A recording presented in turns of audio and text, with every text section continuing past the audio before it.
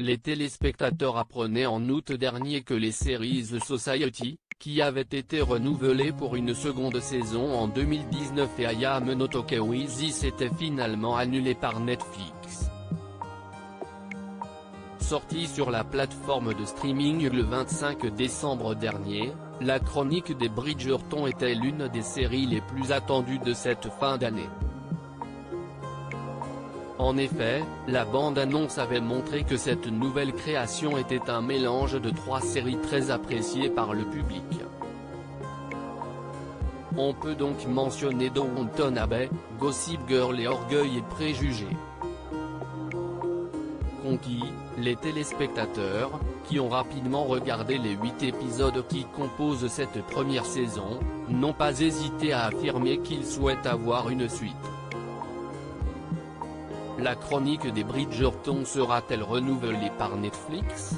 Interviewé début décembre, le créateur de la série Chris Van Dusen s'est confié à Elle, « Je pense qu'il est encore trop tôt pour le dire. Pour le moment, nous nous concentrons sur la saison 1, a-t-il d'abord déclaré. Si le succès est au rendez-vous, je ne souhaiterais rien de plus que de pouvoir raconter leurs histoires et explorer celles de chacun des membres de la fratrie des Bridgerton, a-t-il conclu. Les fans devront donc faire preuve de patience en attendant de nouvelles informations.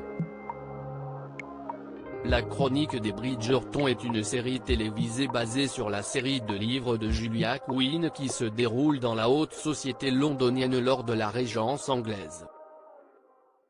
Composée de 9 livres, la saga se consacre à un personnage différent à chaque tome.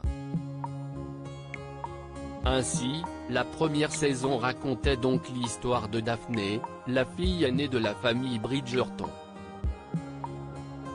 Les téléspectateurs ont également pu découvrir son idylle avec Simon. Pour le second ouvrage, c'est le fils aîné Anthony qui est au centre. Le troisième porte sur Bénédicte, puis ensuite Colin, Héloïse, Francesca, Hyacinthe et pour finir Grégory.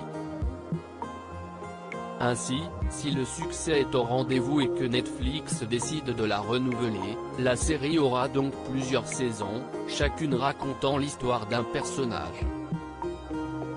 De plus, de nombreux acteurs de cette première saison ont confié à Elle qu'ils étaient partants pour revenir dans la peau de leur personnage.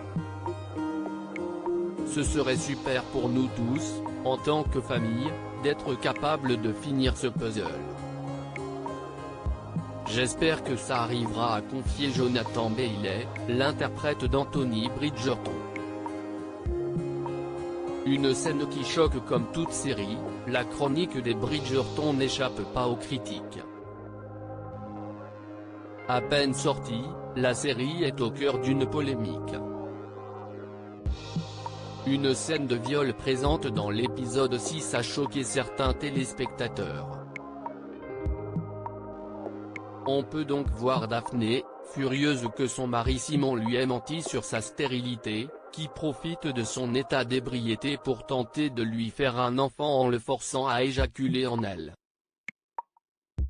Le passage, présent dans l'œuvre originale de Julia Quinn, a été vivement critiqué.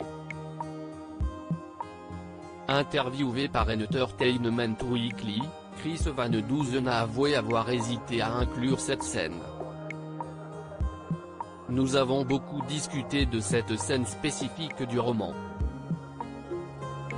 J'ai toujours pensé que cette première saison correspondait à l'éducation sentimentale de Daphné, explique-t-il d'abord.